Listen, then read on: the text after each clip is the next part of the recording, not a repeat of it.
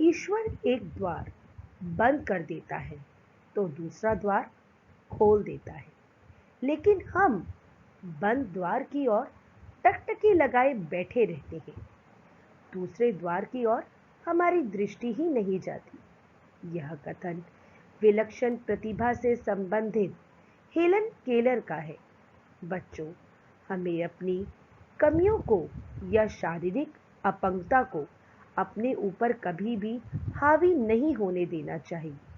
ना ही किसी की दया और याचना का मोहताज होना चाहिए, बल्कि लगन, मेहनत और आत्मविश्वास के साथ परस्पर आगे बढ़ते रहना चाहिए। सुप्रभात बच्चों, आज हम आपकी पाठ्य पुस्तक नव भारती का चौथा अध्याय एक खुला पत्र के बारे में विस्तार पूर्वक पढ़ेंगे। इस पत्र के माध्यम से हेलन केलर ने अपने पाठकों को यह संदेश दिया है कि शारीरिक विकलांगता कोई अभिशाप नहीं है। साथ ही साथ उन्होंने अपने पाठकों को वर्तमान युग में किस प्रकार जीवन यापन करना चाहिए उसकी भी सीख दी है। पाठ आरंभ करने से पहले लेखिका परिचय। लेखिका हेलन केलर, जन्म 27 जून सन 1880, मृत्यु 1 जून सन 1968, पुरस्कार प्रेसिडेंट मेडल ऑफ फ्रीडम। यह पुरस्कार अमेरिका का सर्वोत्तम पुरस्कार माना जाता है।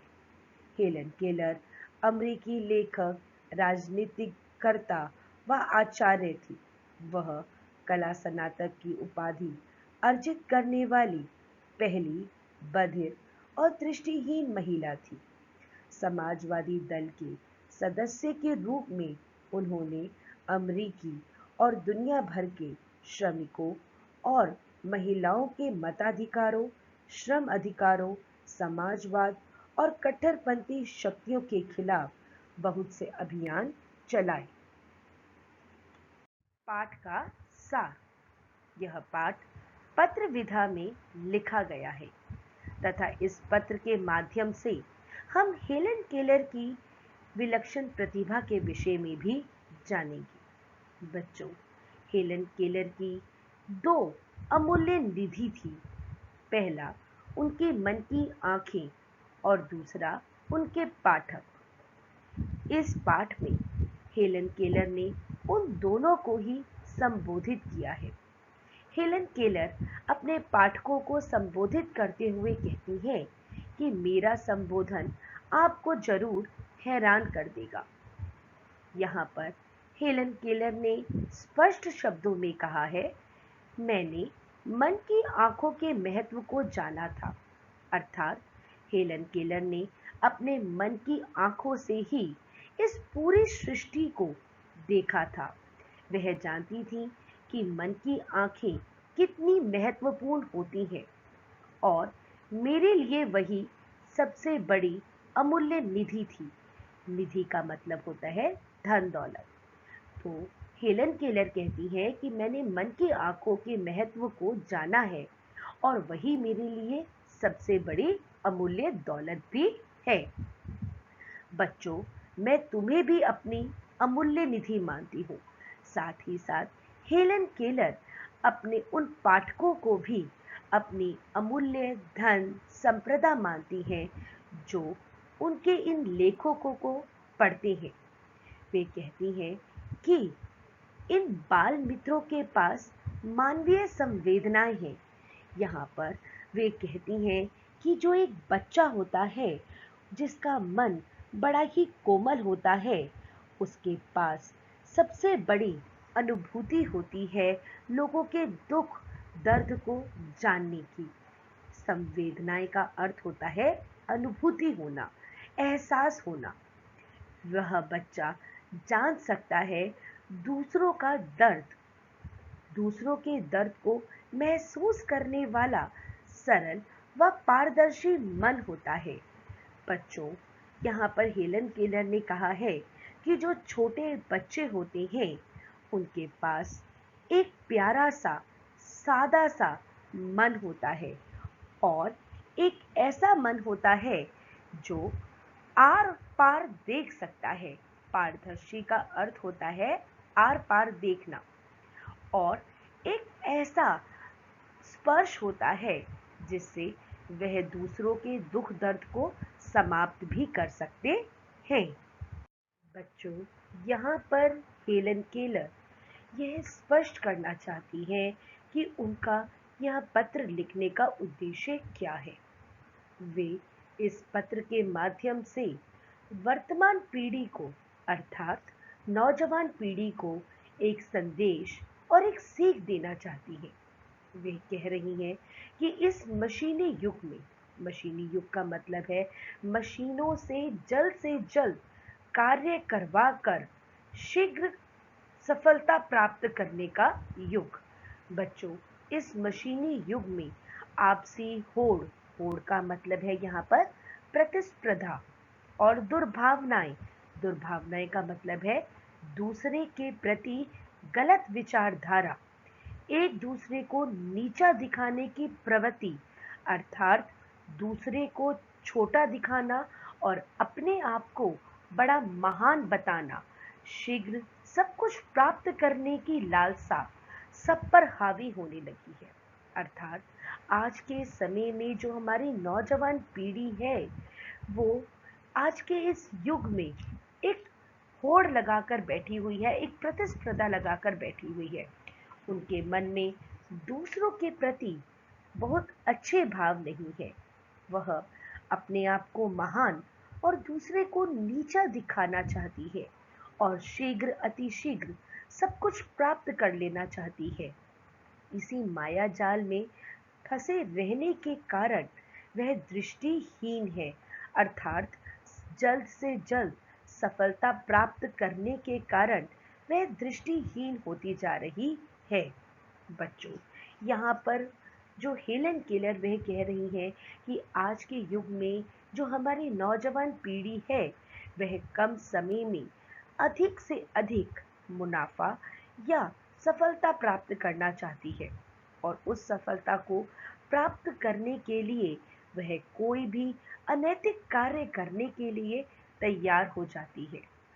जैसे कि परीक्षा में अच्छे प्राप्त अंक करने हैं, लेकिन उसके लिए वह कोई भी गलत तरीका यानी कि नकल देकर, घूस देकर या कोई भी गलत तरीके से अच्छे नंबर प्राप्त करने की तैयारी में लगी रहती है।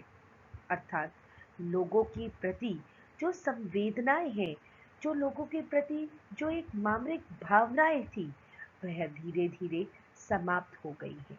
अल्पकालिक उद्देश्य वीर्यता पाते जा रहे हैं अर्थात कम समय में ज़्यादा से ज़्यादा सफलता पाने की लोगों के मन में एक होड़ लग चुकी है। पत्र के माध्यम से वह उन विकलांग लोगों को भी सीख देना चाहती हैं जो अपनी अपंगता को एक अस्त्र की तरह उपयोग करते हैं। वे कहती हैं कि अपनी विकलांगता के सहारे आप अपना पूर्ण जीवन व्यतीत नहीं कर सकते। यहाँ पर हेलन केलर ने उन नेत्रहीन लोगों को कहा है कि नेत्रहीनता एक अस्त्र नहीं है जिसके माध्यम से आप अपनी नाजायज मांग मनवा सकते हैं।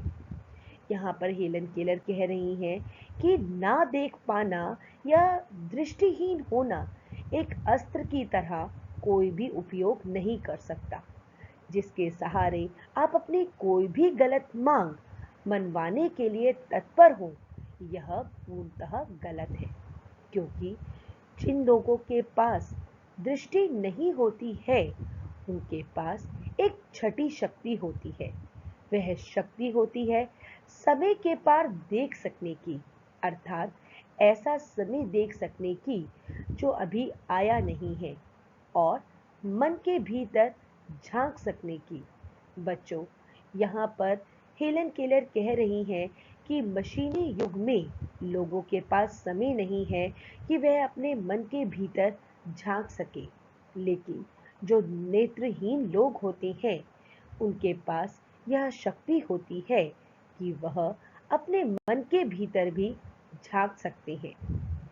और वह कहती हैं कि हमारे पास एक और शक्ति होती है कि हम अपने सामर्थ्य को पहचानें और उस सामर्थ्य के बल पर अपनी पहचान लोगों के सामने स्पष्ट कर सकें। हम यह जानें कि हमारे में ऐसी कौन सी प्रतिभा है, ऐसा कौन सा गुण है जिसे हम लोगों के सामने स्पष्ट कर सकते हैं। हेलन केलर का जीवन परिचय। बच्चों, यहाँ पर हेलन केलर ने अपने उस कटु सत्य को पाठकों के सामने स्पष्ट किया है। हेलन केलर कहती हैं, छोटी उम्र में घातक बीमारी से ग्रस्त होने के कारण 19 महीने में ही देखने, बोलने और सुनने की शक्ति चली गई। जी बच्चों, जब हेलन केलर मात्र अभी 19 महीने की ही थी, वे एक घातक बीमारी से ग्रस्त हो गई और इसी बीमारी के चलते उनके देखने की, बोलने की और सुनने की शक्ति भी चली गई। अभिव्यक्ति की कोई क्षमता न होने से मैं चिड़चिड़ी हो गई। अब हेलन केलर के पास ऐसा कोई साधन नहीं था जिसके माध्यम से वे अपने मन के भावों को या अपने मन के विचारों को वह स्पष्ट भी कर पाती, जिसके कारण वह बहुत ही चिड़चिड़ी स्वभाव की हो गई। अर्थात उनका स्वभाव बड़ा ही उग्र हो गया। वह किसी की भी आहट को अपना दुश्मन समझकर कोई भी उत्तेजित कार्य करने लग जाती थी। और साथ ही साथ हेलन केलर कहती हैं कि जो लोग मेरे साथ रहते थे वे भी दृष्टिहीन हो चुके थे। अर्थात वह यह नहीं समझ पा रहे थे कि मेरा उतना उत्तेजित होने का कारण क्या है। वे नहीं समझ पा रहे थे कि मैं इतना आक्रोश में क्यों हूँ। सिर्फ एक माँ का स्पर्श ही मेरे को शांत कर पाता था। अभिव्यक्ति के स्वर मेरी शिक्षिका।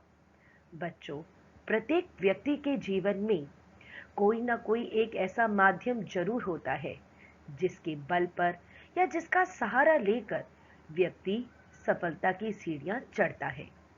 और हेलन केलर के जीवन में भी उनकी सफलता का कारण, उनकी सफलता पाने का कारण उनकी शिक्षिका यानी उनकी अध्यापिका ही बनी, जिन्होंने उन्हें अभिव्यक्ति अर्थात मन की भावनाओं को व्यक्त करने के स्वर दिए।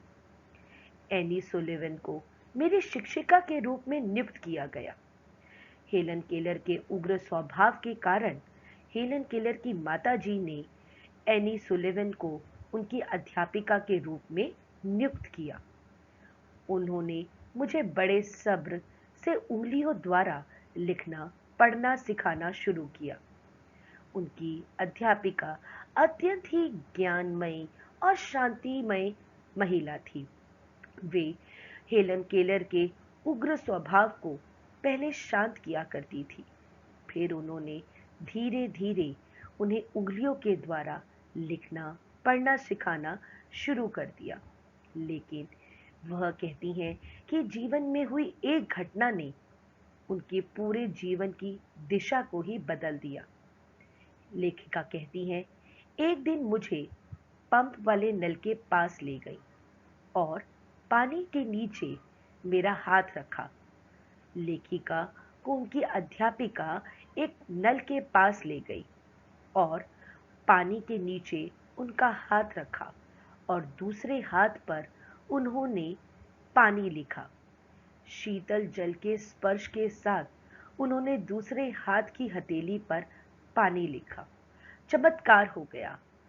यहाँ पर जैसे ही उन्होंने दूसरे हाथ पर पानी लिखा, यहाँ पर हेलन केलर को समझ में आने लगा कि उन्होंने अपनी भावनाओं को किस प्रकार से व्यक्त करना है। वह लिखकर अपने मन के भावों को दूसरे के सामने व्यक्त करने लगी। मुझे मेरी अभिव्यक्ति के स्वर मिल गए और मैंने कभी मुड़ के नहीं देखा। जी बच्चों, यहाँ पर लेखिका को वो माध्यम मिल गया, वो सहारा मिल गया जिसके बल पर वे अपनी भावनाओं को दूसरे के सामने व्यक्त कर सकती थी। आप खुद सोचिए, एक ऐसा व्यक्ति जो ना देख सकता है, ना बोल सकता है, ना सुन सकता है, उसे पहली बार अपने मन के भावों को व्यक्त करने का जब सहारा मिला होगा, तो वह कितना प्रसन्न हुआ होगा। हेलन केलर को भी वह माध्यम मिला अपनी अध्यापिका की मदद से।